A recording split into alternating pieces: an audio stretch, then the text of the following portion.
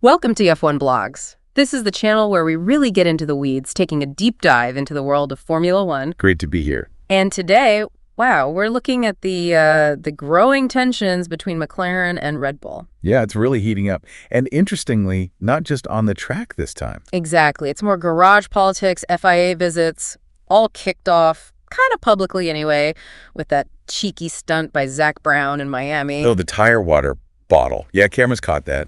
Drinking from a bottle labeled, well, tire water. Caused a bit of a stir, some amusement maybe, but there was a serious point behind it. Definitely. Brown's been pretty vocal, hasn't he? Yeah. About McLaren feeling, let's say, annoyed by the constant accusations they've faced during this, performance upswing they're having. And that label, tire water, that wasn't random. It was a direct jab back at Red Bull, wasn't it? Spot on. A clear reference to Red Bull's claims from late last year, alleging McLaren were illegally using water to cool their tires. So that's our mission for this deep dive. Unpack this whole feud. Look at the accusations, the counterclaims, and really give you the background on what's going on behind the pit wall between these two giants. Right. Let's start with those tire water claims then. Late 2024. Yeah, where did that actually originate? Well, it seems Red Bull's team principal, Christian Horner, he actually went to the FIA. This was just before the Brazilian Grand Prix. Okay. And what was the actual claim? Red Bull believed they had evidence, or at least strong suspicions, that McLaren were somehow injecting water vapor into the tires. Into the tires. To do what? The theory was to cool them down. Better thermal management, basically. Keep the tires in the right operating window for longer, which is, a huge advantage. Right. And messing with tires using moisture, that's been outlawed for ages, hasn't it? Oh, absolutely. It's not a new idea in F1's history, but it was banned. The rules are really specific.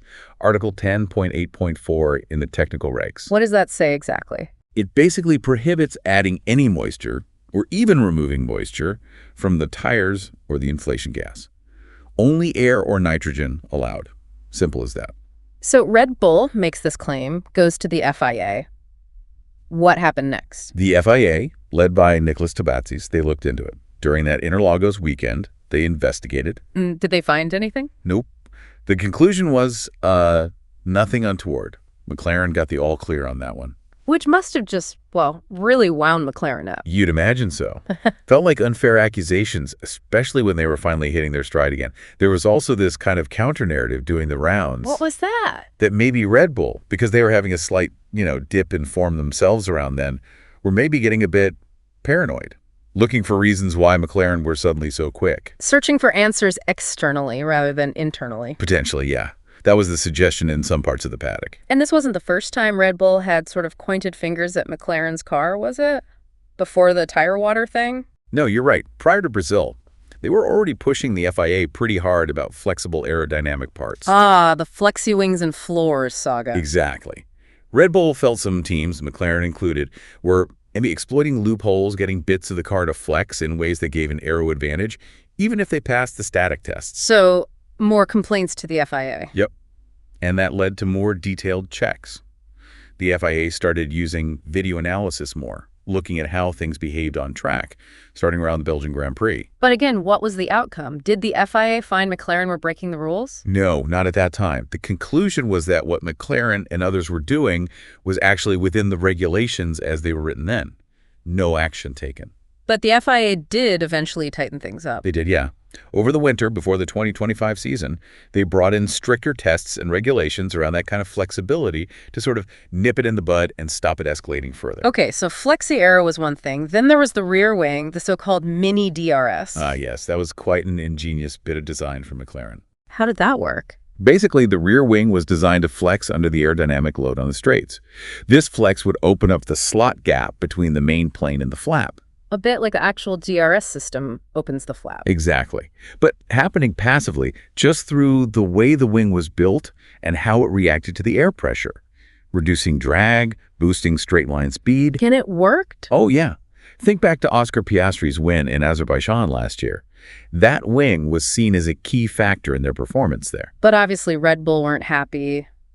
Anyone else? Ferrari joined in too. Both teams protested that design. So FIA involved again. Involved again, yes. And in the end, while it wasn't declared outright illegal initially, McLaren did agree to make some changes to that wing design following the protests. Okay, so it feels like constant scrutiny on McLaren, but then The tables turned. They did indeed. U.S. Grand Prix, October last year. This time, it was McLaren raising the alarm. About Red Bull, what did they find? They spotted something called a front bib adjuster on the Red Bull car. A front bib adjuster. What's the concern there? McLaren's worry was that this device could potentially allow Red Bull to adjust the height of the front bib, which is linked to the floor height, maybe even from the cockpit. And crucially, possibly even when the car was under parc fermé rules. Parc fermé. When everything's supposed to be locked down after qualifying, that would be a big no-no. A huge no-no. Adjusting ride height or floor height after qualifying, that's fundamental setup stuff that should be frozen. So what did the FIA do when McLaren raised this? They acted pretty quickly. From that Austin race onwards, they started putting seals on the Red Bull device. Seals? To stop them using it? Essentially, yeah, to make sure it couldn't be adjusted in parc fermé without breaking the seal and making it obvious to the scrutineers. But McLaren's main point wasn't just stopping future use, was it? No, their big concern was, had Red Bull already used it in parc fermé at previous races, when setup changes were strictly forbidden? Did the FIA investigate that past use? They did. Interviews? They even paid a visit to the Red Bull factory. But proving something like that retrospectively is incredibly difficult. So what was the final verdict? Ultimately, the FIA said they were satisfied. Red Bull had complied with the rules. No retrospective action taken. Right. So lots of accusations flying back and forth in late 2024. You'd think maybe the winter break, new regulations coming in for 2025 might calm things down. You might think that. And the specific arguments like the front wing flexibility did seem to fade a bit because the FIA did tighten those tests from the Spanish Grand Prix this year onwards. But the general tension didn't go away. Not for long. Preseason testing in Bahrain this year. Boom. The complaints started up again. What was it this time? Back to the mini DRS. Pretty much, yeah. Red Bull were, again, pointing fingers, saying McLaren, and actually a few other teams too, might still be exploiting that kind of rear wing, flexing on their new 2025 cars. Even with the supposedly tighter rules over winter. Apparently so. Red Bull were lobbying the FIA again, even providing video footage from the Bahrain test they felt showed this happening. Did the FIA act on that? They did increase their video monitoring, yeah. Starting in Australia. And based on what they saw there, they tightened the rules again for the Chinese Grand Prix, specifically targeting ways teams might still be manipulating that slot gap. Which teams were under the spotlight then? 4 main ones initially: McLaren, Ferrari, Alpine, and Haas. And did any of them have to change their designs? Well, interestingly, only Alpine publicly admitted they had to make changes to their rear wing because of that new clampdown. The others stayed quiet or insisted they were fine. Okay, so wings, aero. Yeah. But the latest flashpoint, the big one recently, has been rear tires, right? Managing the heat. Absolutely. This has become the hot topic, literally. McLaren has shown a really significant advantage in managing rear tire temperatures. Which was crucial for those wins in Melbourne and Miami. Totally. Keeping those rear tires from overheating is key, especially on tracks that are tough on tires. It maintains grip, reduces degradation. It's a massive performance factor. And rivals are baffled, apparently. Confused is a good word. They're desperate to figure out how McLaren are doing it so much better than them. What's the main theory floating around? The focus seems to have narrowed down to the rear brake drums, specifically how McLaren might be cooling the outer surface of those drums. Why would cooling the brake drums help the tires? Because the heat from the brakes conducts through the wheel rim into the tire itself. If you can keep the drum cooler, you keep the rim cooler, and therefore the tire overheats less. Clever. Is that allowed? Well, that's the question rivals were asking, especially Red Bull.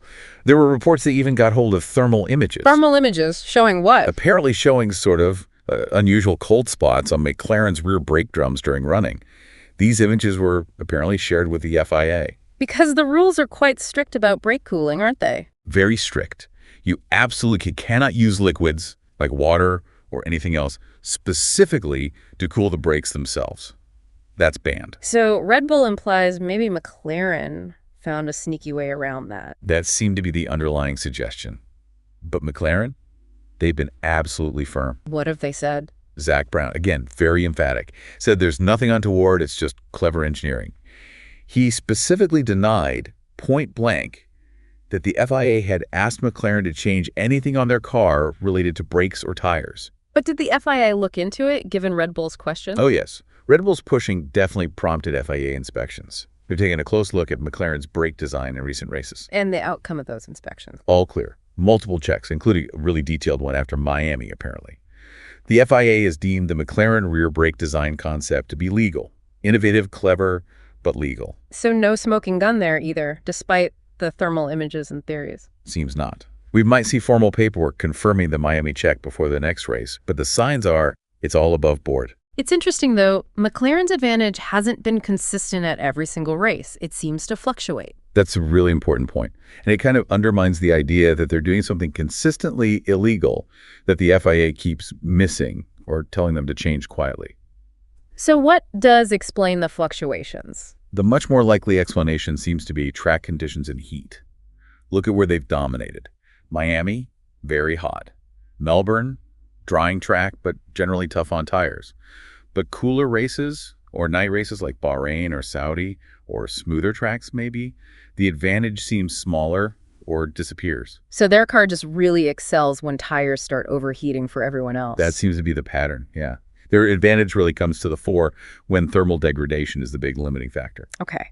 So amidst all this technical back and forth, Zach Brown proposed something interesting about protesting. Yeah, he floated an idea, said that if a team wants the FIA to formally investigate a rival's car, maybe they should have to lodge a payment. Like putting down a deposit for an official protest. Exactly. And he suggested it should be a significant fee and maybe even come out of the team's cost cap allowance. Why? What's the logic? To discourage what he sees as frivolous accusations. Make teams think twice before firing off complaints that might just be fishing expeditions or attempts to destabilize a rival. If it costs you budget cap money, you'll only do it if you're really sure there's a genuine performance concern. Makes sense from his perspective, given what McLaren feel they've faced. What did Christian Horner make of that idea? Well, Horner wasn't exactly sold on it. He sort of suggested it wouldn't be very useful. Did he say why? He kind of referenced McLaren's own questions about the Red Bull bib adjuster last year, implying that sort of behind-the-scenes inquiry is just part of the game. What was his main argument against the fee idea? His view is that the teams actually have way more resources and engineers to analyze rivals' cars than the FIA does. He believes that this back-channeling, this constant questioning between teams, is actually important for policing the rules and ensuring compliance across the board. An unofficial but necessary part of keeping everyone honest? That seems to be his perspective, yes. That teams help the FIA, in a way, by constantly probing each other. So looking ahead now, where does this leave McLaren and Red Bull?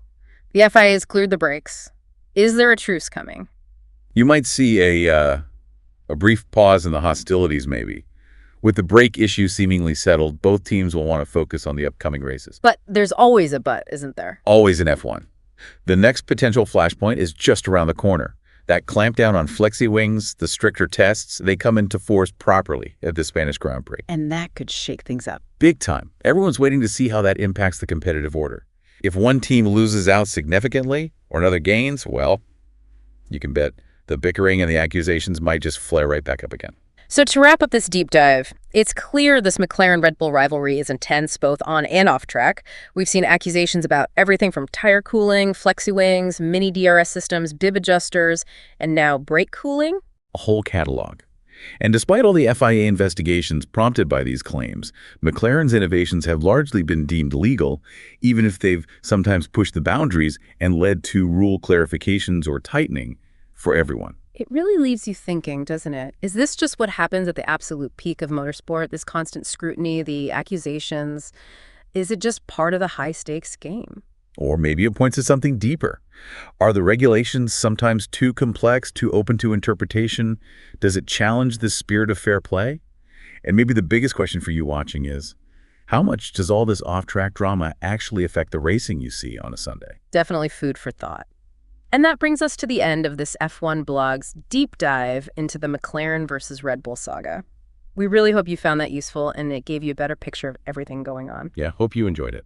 If you did, please give this video a like and definitely subscribe to the F1 Blog's YouTube channel. We'll be back soon with more in-depth discussion from the amazing world of Formula One. Thanks for watching.